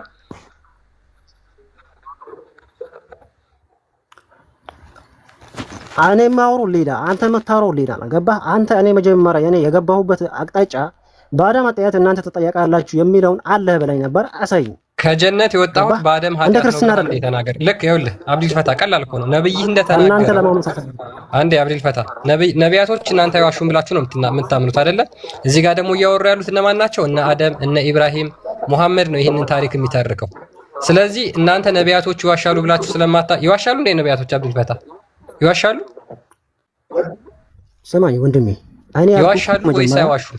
ይዋሻሉ። በአደም ኃጢአት እኛ እንደምንጠየቅ አሳያየኝ። ኦኬ፣ ይዋሻሉ ነቢያቶች ወይስ አይዋሹም? ሙሐመድ ይዋሻል እንዴ? መሐመድ የመሐመድ ቃል በቁርአንና በሐዲስ ተጠቅሶልናል። እኛ በመናመን ስለዚህ አይዋሹም አይደለ? አይዋሹም ማለት እንዴት ይዋሻሉ? ኦኬ፣ ስለዚህ እሱ ደግሞ ታሪኩን ሲተርክ ምን አለ? ከጀነት የወጣ ነው በአባታችን በአደም ኃጢአት ምክንያት ነው ብሎ እየተናገረ ነው። እስኪ አንተ ልክ እሱ እንደተናገረው ድገመው ይሄንን ቃል። እሺ እሺ፣ የኔ ጥያቄ ምን ነበር? መጀመሪያ ድገምልኝ እስኪ። ድገመው፣ ነብይ የተናገረውን ቃል ድገመው። አይደለም ይኸውልህ፣ መጀመሪያ እኔ ያልኳችሁ ምን ነበር? እስኪ በእናትህ የሚወሳርክ ምን አይነት እንደሆነ እውቀት ምን ብያችኋለሁ እኮ ቅድም መጀመሪያም እኔ ምን አገባኝ? ከዚህ ውጭ ምንም የሚያውቁት ነገር የለም። አደም በሰራው እኔ ምን አገባኝ? ነብይ ግን እዚህ ጋር ከጀነት የወጣሁት በአደም ምክንያት ነው ብሎ ተናግሯል። ያ ምንድነው እሱ? እስልምና ውስጥ አለማወቅ እስልምና ውስጥ እንድቀጥል ያደርጋል። የሌሎቹ ዝም ብለህ በመጠየቅ እንድቀጥል ያደርጋል። እሱ ጥሩ ነገር ነው፣ ጥሩ ስትራቴጂ ነው። በአዳም ኃጢአት ምክንያት ነው ከገነት ወጣህ እየተባለ እኔ ምን አገባኝ? ምክንያቱ ደርሶብሃል እያልንህ ነው ወዳጄ። አዳም ኃጢአት ሰራ፣ እኔ ተጠያቂ ነኝ? ተጠያቂ ስለሆንክ እኮ ነው ከገነት ያባረረህ። በሱ ምክንያት ወጣሃል እያለ ነው። ይኸው ከገነት ወጣሃል። ትራባለህ አትራብም? ትጠማለህ? ቆይ መራብ መጠማት ይነካሃል አይነካህም? መራብ መጠማት ይነካሃል አይነካህም? ጥማት ምንድን ነው? መራመድ እንዴት? ውሃ ባጠጣ ይጠማሃል አይጠማህም? በተራመድኩበት ጉጹር አይጥመኝም እንዴ? ፀሐይ ትኩሳት ይነካሃል አይነካህም? ፀሐይ ትኩሳት ይነካሃል አይነካህም? ይሞቀኛል። መልካም። እነኚህ ሁሉ የነኩህ በአዳም ምክንያት ነው። ምክንያቱም አዳም በገነት ቢሆን ኖሮ አይራብም፣ አይጠማም፣ ፀሐይ ትኩሳት አይነካውም። እነኚህ ሁሉ እየቀጠቀጡ ያሉት ፀሐይ ትኩሳቱ ምዕራቡ በአዳም ምክንያት ነው ወዳጄ። ማቀጠሉም አዳም ቀጥቅጠዋል። ፀሐይ ችግር የለውም፣ ችግር የለውም። እሺ እኔማ ልንገርህ፣ ምንም አያስቅም። እኔማ አምናለሁ ይሄንን። ምን ብዬ አደም ከገነት በመባረሩ መራብ ነካው፣ መጠማን ነካው፣ መታመም ነካው። እኔ እሱ ልጅ ስለሆንኩኝ ኃጢአቱን አልወርስም፣ ነገር ግን ድህነቱን ለእኔ ያስተላለፈብኝ ብዬ አምናለሁ እኮ እኔ። አንተ አላምንም ብትልም ትራባለህ፣ ትጠማለህ፣ ገነት ውስጥ አይደለህም፣ ትታመማለህ፣ ራቁትነት ይሰማሃል፣ ታፍራለህ። ከአዳም ምንም አልነካኝም አልደረሰብኝም ብትልም ደርሶብሃል። እኛ ምንለው አንተ ላይ እንዳለ ገጥሞሃል እያልንህ ነው ወዳጃችን አብዲ። ባጠፋት ያቺ አክቹዋል ሲን የምትባለው ቆይ ኃጢአቷ እኛ አይመለከተንም ብለን ነው ምናምነው። እኛ አዳም ነው የሚመለከተው። ያችን ለምን በላህ የሚለውን እሱን ነው የሚጠየቅባት። እፎይ ጸበለሰዋን ለምን በላህ ተብዬን አልጠየቅም። ወረስ ትንሽ ከፋል አድርግብህ አብዲል። ሚሽካት አልመሳቢ 119 ላይ ክርስቲያን ኔክስት ታዘጋጀዋለህ። ቡሃሪ ላይም አለ፣ ቁርአን ላይም አለ፣ ሰጣለሁ። ገነት ውስጥ ራሱ እንደዚህ አዳም አላህ እጆቹ ላይ አስቀምጦ ለአዳም አሳይቶት እነኚህ አንተ ልጆች ናቸው ብሎታል። ገነት ውስጥ ነበር፣ ከገነት እንደወጣህ ላሳይ ይችላለሁ ማለት ነው። ሳከፋብህ። ለጊዜው ግን መቼ ሞትኩኝ? ገና ሳሞት ከአዳም እንትን ውስጥ አውጥቶ አሳይቷቸዋል። ለጊዜው ግን ተረጋጋና በደንብ አስተውል፣ ተረጋጋና። ስለዚህ አዳም ገነት ውስጥ በነበረ ሰዓት ላይ አይራብም፣ አይጠማም፣ ፀሐይ ትኩሳት አይነካውም፣ ብርድ አይነካውም፣ ህመም አይነካውም። ከገነት ሲወጣ ግን ይራባል፣ ይጠማል፣ ይታመማል፣ ፀሐይ ትኩሳት ይነካዋል። እነኚህ ሁሉ አዳም ላይ በማጥፋቱ ምክንያት ደረሱበት። በማጥፋቱ ምክንያት አንተ ደግሞ የሱ ልጅ በመሆንህ ምክንያት ትራባለህ፣ ትጠማለህ፣ ትደክማለህ፣ ትታመማለህ። ከገነት ውጭ ነህ። ከገነት ውጭ እሱ ስለወለደ ገነቱ ስላልወለደ አዳም እኮ ሰው እኮ ነው። እኔ ታዲያ ዝንጀሮ ነው መሸጣኝ። እኔ ዝንጀሮ በገነት ውስጥ ሳለ ይጠማ ነበረ። በገነት ውስጥ ይጠማ ነበር። ትጠማለህ? ምን በገነት ይጠማል፣ ይራባል። አንድ አምጣልኝ። እንደዛ ከሆነ ታዲያ ይጠማል፣ ይራባል የሚለው ሰው ነው። ይጠማል አልከኝ። በገነት ውስጥ ዝንጀሮ ነበር እንዴ? ይጠማ ነበር። ስለ ጀነት አይደለም። እዚች ምድር ላይ ሰው ሆኖ ይጠማል፣ ይራባል፣ ይታመማል፣ ይሞታል። አየህ፣ እንዲጠማ እንዲራብ እንዲሆን ያደረገው ከገነት እንዲባረር ያደረገው ኃጢአት ስለሰራ ነው። በገነት ቢቆይ ግን አይጠማም፣ አይራብም። አዳምን ፈጣሪ ልታደርገው ነው። ታዲያ ሰው እኮ ነው እንዴ አይጠማ። ስለዚህ ገነት ውስጥ በነበረበት ሰዓት ላይ ስለማይጠማ ስለማይራብ ፈጣሪ ነበር ማለት ነው። አደም ምን አይነት ደካማ አርጉመንት ነው! በእናታችሁ ክርስቲያን ቀጥል። አራታው ሙስሊሞች ምንም ነው ጭራሽ ስለ ነገረ ድህነት የሚባለውን ቶፒክ በቃ አታውቁትም ማለት ነው። ኮሜንት ፍታልኝ ሚውት ነኝ። እሺ አንድ ጊዜ አብዱልፈታ ሙሳ አደም ከጀነት ሲባረር ሙሳ ነበረ ወይስ አልነበረ? እስኪ መልስልኝ። እኔ ቅድም ምን ብለሃል? እኔ ነበርኩ እንዴ ከአደም ጋር ምን አገባኝ? እኔ ነው ያልከኝ አይደለ?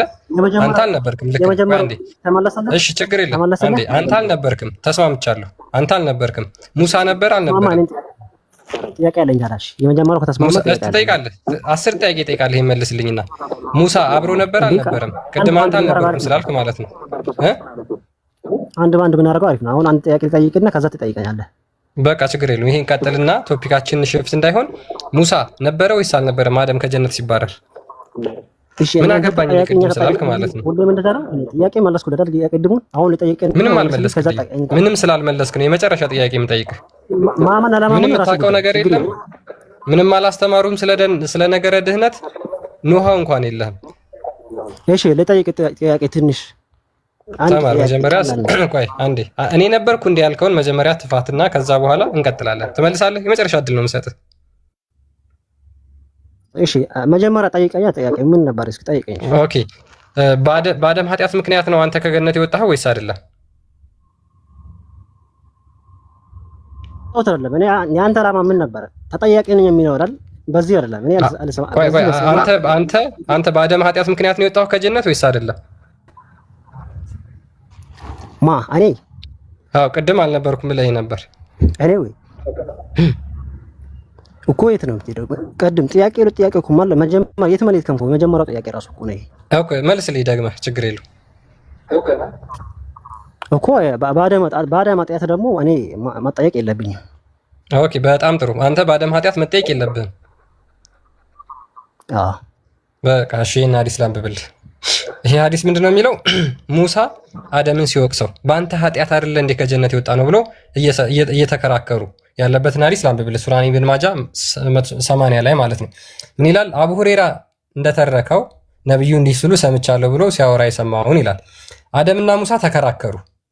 ሉክ አደምና ሙሳ ተከራከሩ። ሙሳም እንዲህ አለው፣ አንተ አደም ሆይ አባታችን ነህ። ምን ይለዋል? አንተ አባታችን ነህ፣ ነገር ግን በሰራኸው ስህተት ወይም ኃጢአት ከገነት እንድንወጣ በማድረግህ አስከፋህን፣ ጎዳህን። አደም ጀነት ዕፀ በለሷን ሲበላ ከዛ በኋላ ወደ ምድር ሲወርድ ሙሳ ነበር እንዴ? ወንድማችን አልነበረም አይደል? ሙሳ ግን እዚህ ጋር ምን እያለው ነው? አንተ ነህ ከጀነት እንድንባረር ያደረከን በአንተ ኃጢአት ምክንያት ነው አለው። አደምም እንዲህ ሲል መለሰለት፣ አንተ ሙሳ ሆይ አላህ እርሱን እንድትናገር መረጠ፣ ተውራትንም በእጁ ጻፈልህ። ታዲያ አላህ እኔን ከመፍጠሩ 40 ዓመት በፊት በወሰነብኝ በቀደረብኝ ነገር ትወቅሰኛለህን? በዚህም አደም ሙሳን በክርክሩ ረታው ብሎ ነብዩ 2 ጊዜ ተናገረ። ስለዚህ ያላህ ተንኮል ነው ማለት ነው። እናንተ ከጀነት ተወጣችሁ። ምን ለማለት ፈልገህ ነው ታዲያ?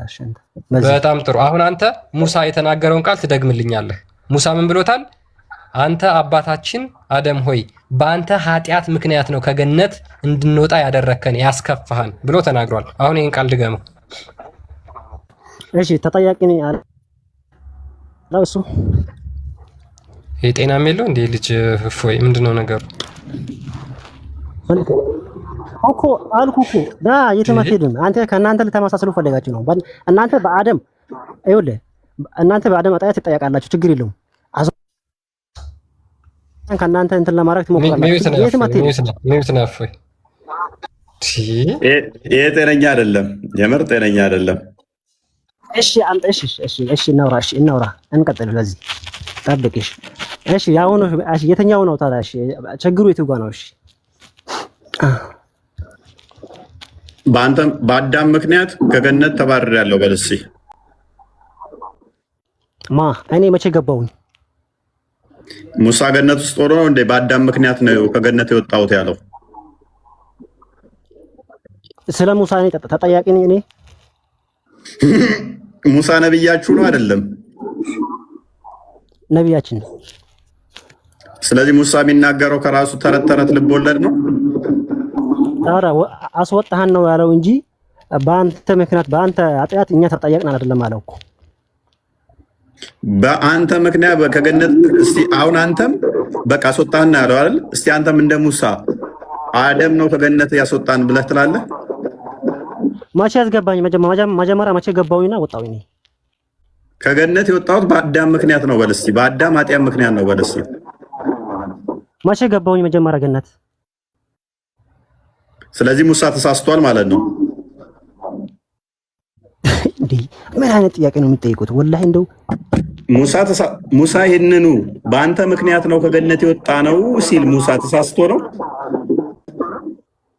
ታረ ወጣን አለው እንጂ ተጠየቅን መቼ? ፈጣሪ ሙሳን ጠየቀው? ጌታ ሆይ ተጠየቅም አልተጠየቅም እስቲ ከገነት ያስወጣን አዳም ነው በሱ ምክንያት ነው የወጣ ነው በል እስቲ።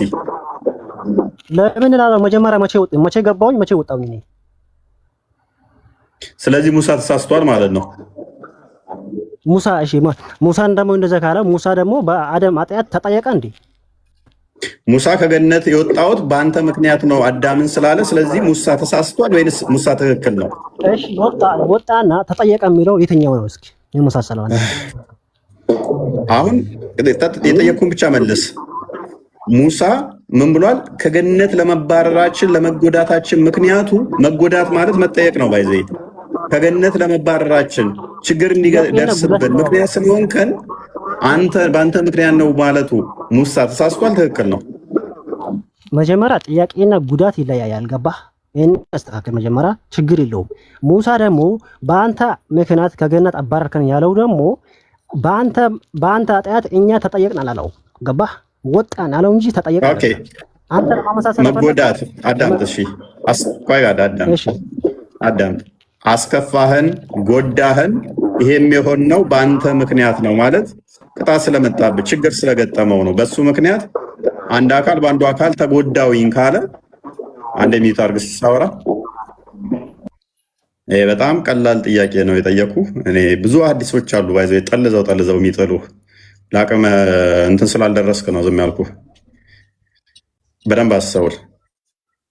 በአንተ ምክንያት ከገነት ወጣን፣ በአንተ ምክንያት ተጎዳን፣ ደግሞም አስከፋህን እያለ ሙሳ አዳምን እየወቀሰው ነው። አስከፋህን፣ እንድንጎዳ አደረግከን እያለው ነው። በአዳም ምክንያት ምንም አልሆነም። አስከፋህን አለው እኮ ኢሞሽናል ቼንጅ መጥቶበታል ማለት ነው። ተመደስተኛ የነበረው እንዲከፋ አድርጎታል ማለት ነው። ይሄም የሆነበት ምክንያት በአዳም ምክንያት ነው ማለት ነው። በአዳም ኃጢአት ምክንያት። ይህን የተናገረው ሙሳ ነው። ቫይስ ቨርሳል ይሰራል። እንዴት? ሙሳን የተናገረው አዳም ስላልተናገረ እንዳትል ደግሞ አዳም ደግሞ ይህንኑ ቃል ደግሞታል። በእኔ ምክንያት ወጥታችኋል ብሎ ደግሞ አዳምም ተናግሮታል።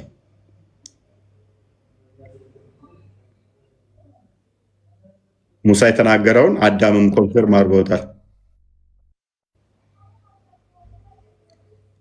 ስለዚህ በአዳም ምክንያት ከገነት ከወጣ አትሊስት ምኑ ደርሶብሃል ማለት ነው? ክፋቱ፣ መከፋት፣ ሐዘኑ፣ መታመሙ፣ ከምቹ ቦታ ድሎትን ማጣት ገጥሞሃል፣ ደርሶሃል። እና አይ ቲንክ ነገረ ድነት ላይ ምንም ያውቁት ነገር ስለሌለ ትንሽ አስቸጋሪ ነው። አለማወቅ እስልምና ውስጥ እንዲቆዩ አድርጓቸዋል። ያ አሁን እንደዚህ አይነት ሐዲስ መስጊዱ ሲወራ ሰምታችሁ ታውቃላችሁ? አታውቁም። ቂጧን እንዳነካ ውዱ አድርግ። ሴሊ ከነካ አፈር በአፈር ታጠብ። ያላህን ሂክማ አያችሁ? ያላህን ጥበቡን አያችሁ? እውቀቱን አያችሁ? ሴት ከነካ ነጃሳ ነች። ሰላት ብሰግድ ተቀባይነት የለውም። ስለዚህ ተሚሙማ ማድረግ አለብህ። በአፈርም ቢሆን መታጠብ አለብህ። በአፈር ማሻሸት አለብህ። እንደዛ አይነት ነገር አንብብ እንጂ እንደዛ አይነት ነገር ተማር እንጂ ኡስታዝ ባሌ 3 ጊዜ ፈታሁሽ አለኝ እና ተናድጄ ነው አለኝ። ፈቶኛል አልፈታኝም? ፈቶሻል 3 ጊዜ ነው ያለው። ተናዶ ነው ተናድጄ ነው አለኝ። 3 ሞልቷል። ፈቶሻል። ይሄ ከባድ ኃጢአት ነው። አብራችሁ መቀጠል አትችሉም። ፈቶሻል። ይሄ ከባድ ቶፒክ ነው። ኡስታዝ ባሌ ጡቴን ይጠባል። ወተት አለው የለውም? ወተት የለውም። ወተት ከሌለው ችግር የለውም። ወተት ካለው ግን ህፃን ልጅ ይሆናል። ስለዚህ ፈትዋችሁ ነው። ወተት ካለው ግን ወደ ህፃን ይመለሳል። እንዲሁም ደግሞ የጥቢ እንትን ታውቁታላችሁ አይደለ? ሳክሊንግ 10 ጊዜ ማጥባት በመጀመሪያ ወርዶ ነበረ በነ መሐመድ ጊዜ። ከዛ ወደ 5 ሳክሊንግ ተመልሶ ወደ 5 ጊዜ ማጥባት ተመልሶ ነበረ። መሐመድ የሞተ ዕለት ሽር ጉድ ሲሉ ምን ሆነ? በግ በልታው ነበረ። ቆይ አዳምጥ። በግ በልታው ነበረ። ኦኬ፣ ጋብቻን ሐራም ያደርጋል። ስለዚህ ጋብቻችሁ ሐራም እንዳይሆን ጡት ወተት ካለው ማቆም አለበት። እንደዚህ አይነት ፈተዋ ነው። ኦልዌይስ እኔ ቼክ አድርጉ ፈተዋቸውን እንዳለ። ኡስታዝ ሰላት ልሰግድስ ጎንበስ ስል የፈሳው ይመስለኛል። ሰላት የተቀባይነት አለው? ድምፁን ሰምተሻል? ጡት ቆቅ ብሏል። ሰምተሻል? እኔ እንጃ፣ እኔ ግን የፈሳው ይመስለኛል። ነብዩ እንዲህ ብለዋል፣ አንዳችሁ በመስጊድ ሰላት ላይ እንደዚህ ባላችሁበት ሰዓት ስትቆሙ የፈሳችሁ ሲሰማችሁ ከሁለት አንዱን አድርጉ። ድምፁን ከሰማችሁ ሰላታችሁ ተቀባይነት የለውም እና ሄዳችሁ ቅድሚያ ውዱ አድርጉ። ድምፁን ካልሰማችሁ ሽታ ከሰማችሁ ሽታ ካለ አሁንም ውዱ አድርጉ።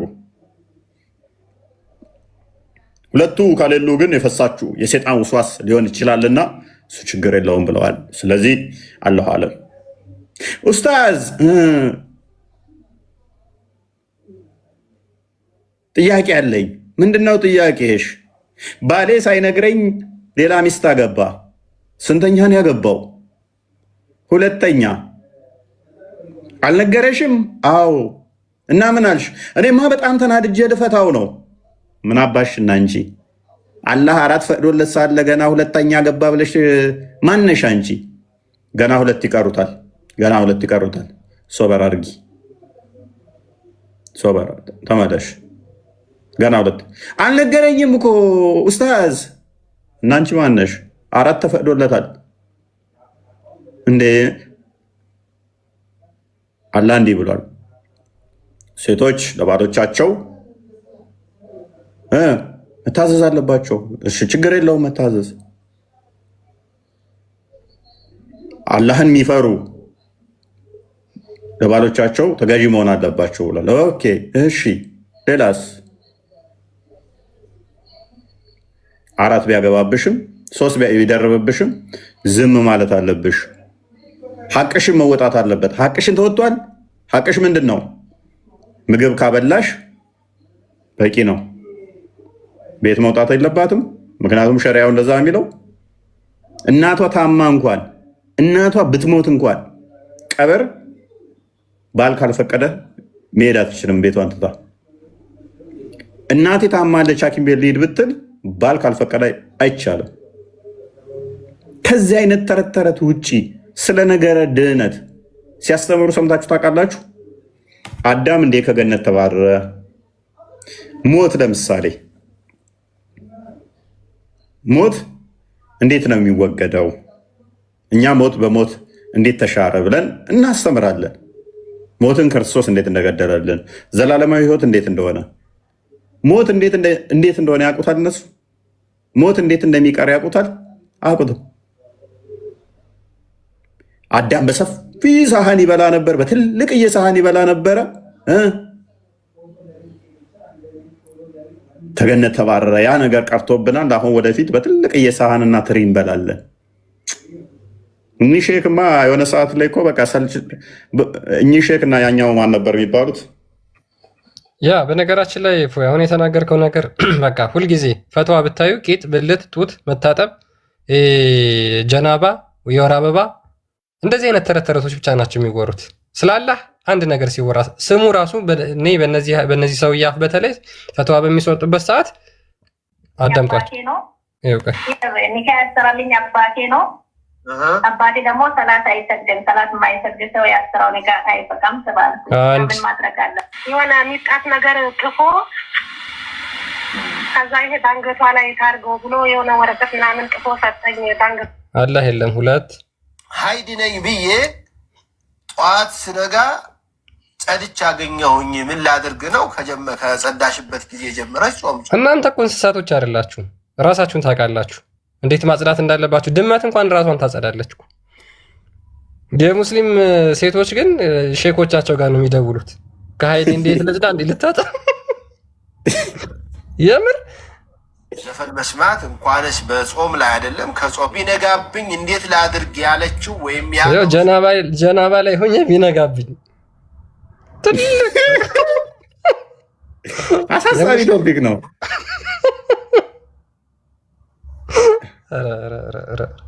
አሁን ይሄ ነው የሚያሳስባችሁ ሙስሊሞች፣ ይሄ ነው የምትድኑበት ትምህርት ይሄ ነው። ጀናባ ላይ ሆኜ ቢነጋብኝ። አንዱ ደግሞ ሰምተኸዋል፣ ከሚስቴ ጋር እያደረግን ወሲብ ልክ ሌሊት አዛን ተባለ። ከዛ በኋላ ማቆም አለብኝ ወይስ የለብኝም? አይ ሰምቻለሁ። ወዲያው ነው ነግራ መውጣት አለብህ። ከዛ በኋላ የለም ወሲብ እያደረገ ድንገት አዛ ተባለበት ውስጥ ሆኖ አለ እና እንዴት ይሁን?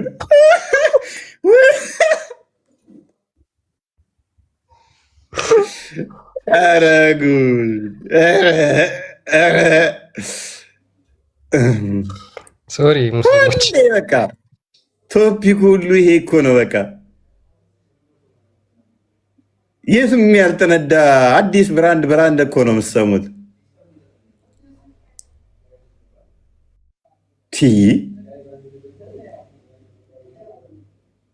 ነገራችን ላይ ፎይ ይቅርታ በመሀል ስለገባው ቅድም አሁን በዚህ ባነሳችሁት ጉዳይ በዚህ በምንድነው ስሙ በሚያገቡት ጉዳይ ላይ ሜቢ ከዚህ በፊት ነገር ይሄ እንደሆነ አላውቅም እንጂ ሙሉ የአክስቴ ቤተሰብ ነው የተበጠበጠው። ማለት የሚገርምህ አክስቴ ክፍለ ሀገር ለእህቷ ሰርግ ሄዳ ለታናሽ እህቷ ጀለስ ስትመጣ የራሷ አልጋ ላይ እያጫወታ አግብቶ አገኘችው።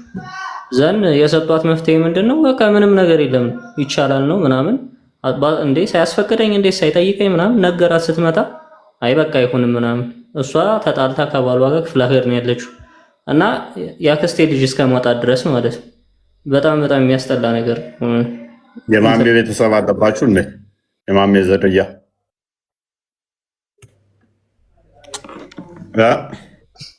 የማመድ ዝርያ አለባችሁ ወይ? እሱ ነበረ ሳውዳ ቤት ውስጥ በሳውዳ አልጋ ላይ ማርያን ሲያጫውት የያዘችው። ምን ኦኬ ብለህ ነው ሰውየው። ያም ደግሞ አልበቃውም አግብቷል፣ ሌላም ጨምሮ። እስቲ አክስቴ ያው ክፍለ ሀገር ነች።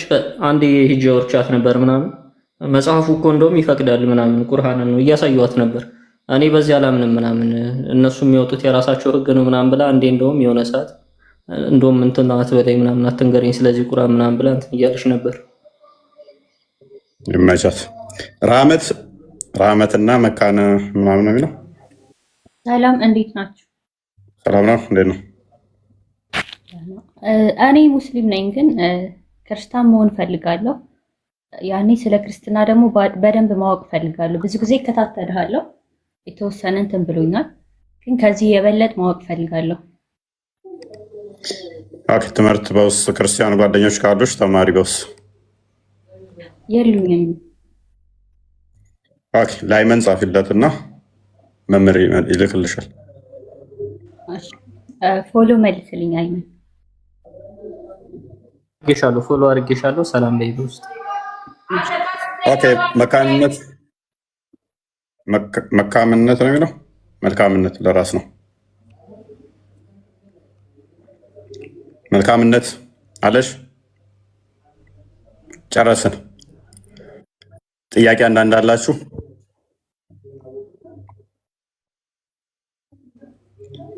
መልካምነትና ረህመት ካላችሁ ጠይቁና ከዛ ይብቃን መሰለኝ ሰዓት።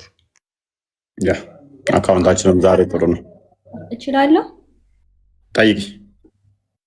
አሁን ብዙ ጊዜ ማነው ማለት አንድ ፈጣሪ ነዋ ያለው። ያኔ አሁን ጊዮርጊስ መድኃኔዓለም ምናምን የሚባሉት እነሱ እንደ ፈጣሪ ነው ወይንስ እንዴት ነው? እሱ ጋር ትንሽ እንትን ይለኛል፣ አልገባኝም። ጊዮርጊስ ምናምን እነሱ ሰማዕት ናቸው። ሰማዕት ነው። ሰማዕት ነው። መልአክና ሰው ይለያያል። ሰማዕት ማለት ስለ ሃይማኖት አንድ ቅዱስ እንትን ያለ የተጋደለ መከራን ተቀብሎ ያለፈ ማለት ነው። መልአክ ማለት ግን እንደ ፈጣሪ አይደለም። እንደ ፈጣሪ የሚባል አካል የለም። ከፈጣሪ ውጭ ፈጣሪ ምንድነው? እሱ ኢሳያስ ላይ ከማን ጋር ታስተያዩኛላችሁ? ከማን ጋር ታመሳሰለኛላችሁ ይላል። ሰው ፈጣሪ ከማንም ጋር ሊስተካከል ሊመሳሰልም አይችልም። እንደ ፈጣሪ የሚባል ነገር የለም። እሱ ማንኛውም ሰው ነው። ሰው መልካም መንገድሉን ተጋድሎ ያለፈ ሰማዕት የሆነ ነው። ሰው ሰማዕት ነው የሚባለው እንጂ እንደ ፈጣሪ የሚባል ነገር የለም። እንደ ፈጣሪ ኮምፓሬሽን ውስጥ የሚሰራም ነገር ደግሞ የለም። ስለዚህ ፍጡር እንደ ፈጣሪ ተብሎ የሚባል ነገር የለም። አንድ ሁለተኛ ደግሞ መላይኮች ከሆኑ መላይኮች ለወደፊቱ ስማቸው ላይ ኤል የሚላለ የአምላክን ስም የተሸከሙ ናቸው። ሚካኤል፣ ኤል፣ ገብርኤል፣ ሩፋኤል ኤል ሚል ስም አላቸው። ስለዚህ መላእክቶችን በዚህ እንለያለን ማለት ነው። እኔስ እሺ፣ ትክክለኛ የሚመለከው ግን አንድ እግዚአብሔር ብቻ ነው አይደለ? ለሌሎቹ እንደ መላእክት እንጂ አይመለኩም። ይሄን በደንብ ግልጽ እንዲሆንልኝ ይፈልጋለሁ። ተማሪ እሱን ተማሪ እንደሚባል ነገር የለም። ሁሉም የራሱ ሮል ስላለው እንደ መልአክም ተብሎ አይባልም። ሰማዕት እንደ መልአክ አይባልም። በቃ ራሱ ሰማዕት ራሱን የቻለ ነው፣ ሌላ ነው። እንደ መልአክ ናቸው መልአክ ነው ምናምን የሚለው ነገር ስለማይመጣው ማለት ነው። እንደ መልአክ ሌላ ፍጡር ነው፣ ሰው ሌላ ፍጡር ነው።